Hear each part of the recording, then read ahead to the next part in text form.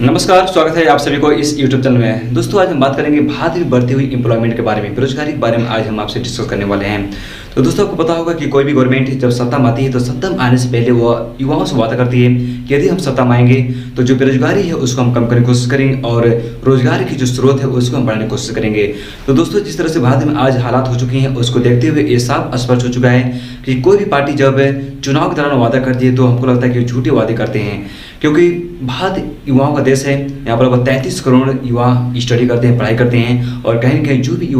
जो भी यंगस्टर पढ़ाई करते हैं कहीं न कहीं वे रोजगार की तलाश में होते हैं। तो दोस्तों आज हम बात करेंगे इस वीडियो के माध्यम से कि भारत में क्या स्थिति है, कितनी तेजी से कितनी रफ्तार से ये बेरोजगारी बढ़ रही है, इसके बारे में आज हम चर्चा करने की कोशिश करेंगे। तो दोस्तों यदि इस वीडियो के बारे में डिटेल जानकारी चाहते हैं तो कहीं न कहीं आपको अंत तक देखना पड़ेगा। दोस्तों पिछले महीने बेरोजगारी के खिलाफ भारतीय युवाओं के अंदर काफ़ी रोष था, काफ़ी गुस्सा था। इसी लोग अपने न्याय के लिए, अपने अधिकार के लिए भारतीय युवा भारत सरकार के खिलाफ धरना प्रदर्शन, कैंडल मार्च निकाल रहे थे।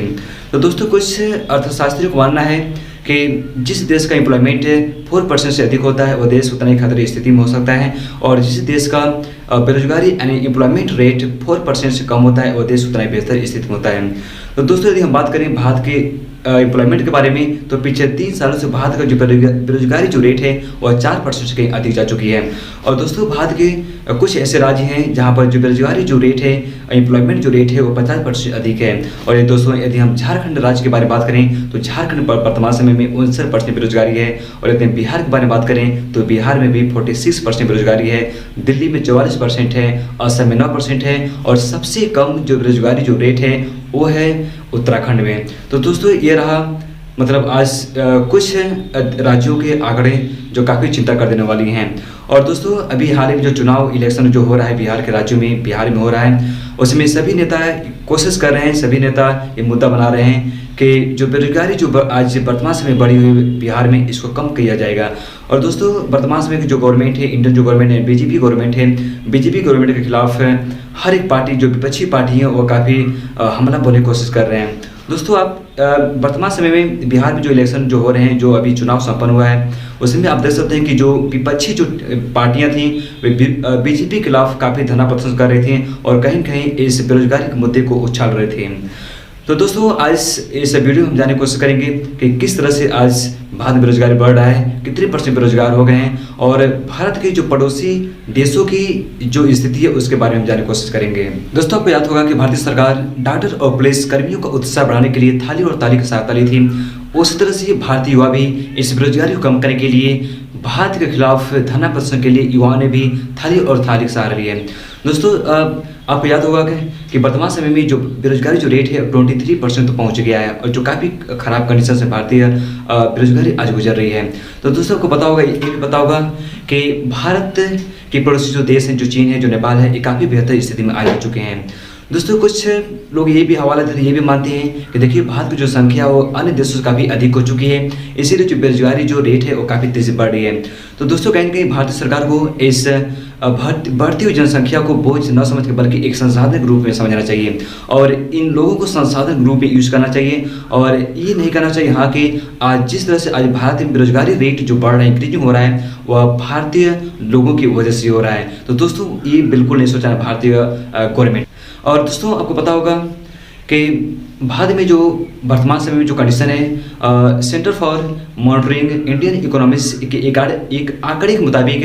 भारत में ग्रामीण क्षेत्रों की अपेक्षा शहरी क्षेत्रों में जो बेरोजगारी है वो काफ़ी अधिक बढ़ चुकी है। यानी शहर की अपेक्षा ग्रामीण क्षेत्रों में जो बेरोजगारी जो रेट है वो काफ़ी कम है। दोस्तों आपको ये भी पता होगा कि जब पूरे भारत में कोरोना वायरस का प्रसार तेजी से होने लगा, यानी कोरोना वायरस तेज फैलने लगा, तो भारतीय गवर्नमेंट को पूरे संपूर्ण भारत में लॉकडाउन करने का फैसला लिया। लेकिन दोस्तों भारतीय गवर्नमेंट को ये नहीं पता था कि जो आज संपूर्ण लॉकडाउन किया जा रहा है वह बेरोजगारी भी मार पड़ेगी। दोस्तों एक आंकड़ा बताती है कि कोरोना वायरस के कारण जब पूरे भारत में लॉकडाउन कर दिया गया था, यानी पूरे भारत को बंद कर दिया गया था, तो सबसे ज़्यादा मार बेरोजगारी पर ही पड़ा था, क्योंकि लाखों लोगों को, हज़ार लोगों को अपनी नौकरी से हाथ धोना पड़ा। और दोस्तों एक आंकड़ा ये भी बताई कि अप्रैल के माह में जो बेरोजगारी जो रेट है वो 14.8% बढ़ गया। यानी अप्रैल से पहले भारत का जो बेरोजगारी जो रेट था वो 9% थोड़ा सा अधिक था, लेकिन जैसे ही पूरे भारत में लॉकडाउन लगाया गया उसकी वजह से 14.8% बेरोजगारी रेट बढ़ गया। दोस्तों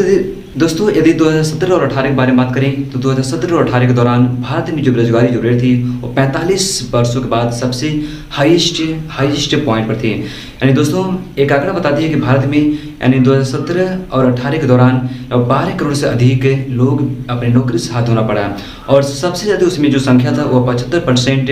मजदूरों एवं छोटे व्यापारियों का था। तो दोस्तों देखिए centre for monitoring Indian economics के मुताबिक ये सभी लोग यानी 75% जो छोटे जो व्यापारी थे, जो मजदूर थे, ये जीएसटी, कोरोना वायरस और नोटबंदी की वजह से अपनी नौकरी को छोड़ना पड़ा। तो दोस्तों कहीं ना कहीं जीएसटी का जो प्रभाव है, जीएसटी और नोटबंदी का जो प्रभाव है वो अभी तक भारत में जारी है, यानी अभी तक उसका प्रभाव बरकरार है। यानी गवर्नमेंट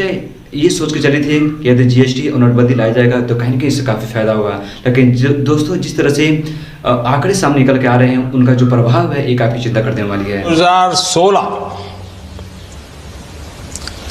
की रात्रि को 12 बजे से वर्तमान में जारी 500 रुपये और 1000 रुपये के करेंसी नोट लीगल टेंडर नहीं रहेंगे, यानी ये मुद्राएं कानूनन अमान्य होगी। दोस्तों बेरोजगारी का सबसे ज़्यादा मार युवाओं पर पड़ रहा है। यानी यदि हम एज के बारे में बात करें, यानी 15 से 29 साल के बीच के जो सबसे ज़्यादा युवा हैं इन्हीं पर बेरोजगारी का मार पड़ रहा है। तो दोस्तों यदि हम 2004 और 5 के बारे में बात करें तो उस समय यानी 2004 और 5 में जो बेरोजगारी की जो संख्या थी, युवाओं की जो संख्या थी वो 8.9 मिलियन थी और 2011 और 12 में आकर ये संख्या 9 मिलियन हो गए। यानी दोस्तों 2004 और 5 से लगाए 2011 और 12 के बीच जो संख्या था, बेरोजगारी की जो रेट था वो काफ़ी धीरे से बढ़ रही थी, लेकिन 2012 से लगाए यानी 2017 और 18 के बीच में जो बेरोजगार की जो संख्या था वो 25 मिलियन तक हो गई। दोस्तों आप समझ सकते हैं कि जो पिछली जो गवर्नमेंट थी काफ़ी हद तक बेरोजगारी को कम करने में सफल रही, लेकिन वर्तमान समय की जो गवर्नमेंट है, बीजेपी जो गवर्नमेंट है, ये कहीं न कहीं थोड़ा सा चूक हो गई है बेरोजगारी को कम करने के लिए। क्योंकि दोस्तों थोड़ा सा जो हम अभी आंकड़ा जो बताए हैं यानी 2004 से लगाए 2012 के बीच में काफ़ी कम ग्रोथ था, बढ़ने का जो रेट था काफ़ी धीरे धीरे बढ़ रहा था, लेकिन 2012 और 17 के यानी 5 साल के बीच में यदि बारे में बात करें तो काफ़ी तेज़ी से युवाओं का जो संख्या तेज़ी से बढ़ रहा है। तो दोस्तों कहीं ना कहीं ये बहुत ही ज़रूरी है, ये थोड़ा सा चिंता कर देने वाली है बीजेपी गवर्नमेंट को, वर्तमान जो भारतीय जो सरकार है, कि इस बढ़ती हुई बेरोजगारी को कम करें और ज़्यादा से ज़्यादा नौकरी का मतलब वैकेंसियाँ निकालें, ताकि जितने भी जो भारत में युवा हैं जो पढ़ाई लिखाई कर चुके हैं ये लोग कहीं ना कहीं एडजस्ट हो जाएं और जो बढ़ती हुई जो बेरोजगारी है उसको कम किया जा सके। दोस्तों आप हमेशा मेरा वीडियो देखते हैं और सबसे ज़्यादा आप ये पाते हैं कि मेरे वीडियो में अधिक से अधिक आंकड़े बताने की कोशिश किया जाता है। तो दोस्तों हम सबसे ज़्यादा हम अपने वीडियो में आंकड़े बताने की कोशिश करते हैं ताकि आप समझ सकें कि वास्तव में जो बेरोजगारी है कितनी परसेंट है, कितनी मतलब तेज़ी से ग्रोथ कर रही है, इसके बारे में आप जानने की कोशिश कर सकें। तो दोस्तों यदि हम एक और आंकड़े बारे बात करें, यानी नेशनल सैंपल सर्वे ऑफिस के मुताबिक भारत में 2011 और 12 के दौरान 472 मिलियन लोग मतलब नौकरी कर रहे थे, मतलब अपने कार्य कर रहे थे, लेकिन 2017 और 18 में यदि बात करें तो लगभग 457 मिलियन ये संख्या मतलब हो गया। यानी कुल मिला के लगभग 12 से 14 जो मिलियन लोग अपनी नौकरी को छोड़ दिए। तो दोस्तों आपको पता होगा कि जितने लोग ये नौकरी छोड़े अब ये कहाँ जाएंगे, और जितने लोग ये नौकरी छोड़े हैं ये अब बेरोजगार की श्रेणी में ये आ जाएंगे। दोस्तों कुछ जानकारों को मानना है कि आज जो बेरोजगारी तेज भारत में इंक्रीज हो रही है, बढ़ रही है, इसके पीछे सबसे बड़ा वजह ये भी है कि आज बहुत से सारे किसान जो भारतीय जो किसान हैं और किसी न किसी परेशानी की वजह से, किसी न किसी वजह से और किसानी करना छोड़ रहे हैं। दोस्तों एक आंकड़ा बताती है कि पिछले 6 सालों से भारत में जो कृषि जो क्षेत्र है लगभग 25 से 27 मिलियन श्रमिक किसानी करना छोड़ दिए हैं। और कहीं कि दोस्तों उतना ही जो संख्या महिलाओं की, यानी महिलाओं की संख्या 25 मिलियन महिलाएं भी कहीं न कहीं कृषि से अपने मतलब कृषि से अलग हो जा रही हैं। तो दोस्तों कहीं न कहीं आपको पता होगा, आपको ये भी पता है कि भारतीय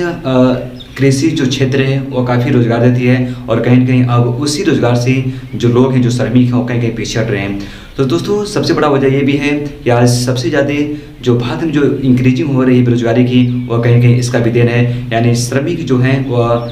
ज़्यादा वह अपने काम से मतलब निकल रहे हैं, हट रहे हैं। तो कहें कि दोस्तों भारत सरकार को यह चाहिए कि काफ़ी कृषि पर फोकस किया जाए, कृषि में अवसर प्रदान किया जाए, ताकि जो जितने भी ये जो संख्या जो निकल के आ रहा है, यानी 25 मिलियन महिलाएं मतलब छोड़ दी हैं और 27 मिलियन लगभग पुरुष कृषि छोड़ दिए हैं, फिर ये वापस वापस आ सके हैं। दोस्तों हम जितने भी ये आंकड़ा बता रहे हैं ये भिन्न संस्थाओं के द्वारा आंकड़ा निकाली गई हैं। तो दोस्तों कुछ लोगों को ये मानना है, कुछ एक्सपर्ट को ये मानना है कि जो आंकड़े जो आते हैं काफ़ी गलत हो सकते हैं और सही भी हो सकते हैं। लेकिन दोस्तों मेरा ये मानना है कि आंकड़े जो भी हों, परिणाम जो भी हो, आज स्थिति देश का जो हुआ है वह सबके सामने है। तो कहेंगे दोस्तों इन जो आंकड़े इस संस्थाएं पेश कर रहे हैं या आंकड़े दे रहे हैं, कहीं कहीं इस आंकड़े थोड़ा सा हमें मानना ही पड़ेगा। दोस्तों आज भारत में जो संख्या है, जो पॉपुलेशन है, वह 130 करोड़ से अधिक हो चुकी है। यानी जिस तरह से आज आंकड़े बढ़ रहे हैं, भारतीय सरकार ये भी कर सकती है कि आज जो आंकड़े जो बढ़ रहे हैं, आज जो बेरोजगारी जो रेट आज इंक्रीजिंग हो रहा है तेजी से, ये कहीं कहीं पॉपुलेशन का ही देन है। लेकिन दोस्तों कहीं कहीं गवर्नमेंट को हम पहले बता चुके हैं कि भारतीय सरकार को इस चीज़ को एक बोझ के रूप में नहीं लेना है, बल्कि एक संसाधन के रूप में यूज करना है। यानी जो भारतीय जो लोग हैं, भारतीय जो नागरिक हैं, इन सभी को एक अवसर के रूप में भारतीय गवर्नमेंट को देखना चाहिए और कहीं कहीं इनको तेजी से काम देने की कोशिश करनी चाहिए। देखिए दोस्तों किसी भी देश में जो निवास करने वाली संख्या बेरोजगारी भार तब होती है जब उनके शिक्षा, उनके दवा, इलाज, उनके पढ़ाई लिखाई पर नहीं फोकस कर पाते हैं। और यदि उनके शिक्षा पर फोकस किया जाए, उनके रहन सहन पर, उनके खान पान पर फोकस किया जाए, तो वही लोग काफ़ी अवसर साबित हो सकते हैं किसी भी देश की अर्थव्यवस्था के लिए। तो कहीं कहीं दोस्तों इस चीज़ को भारतीय गवर्नमेंट को अपने दिमाग में रखना होगा और कहीं कहीं इस चीज़ को थोड़ा सा लागू करना होगा और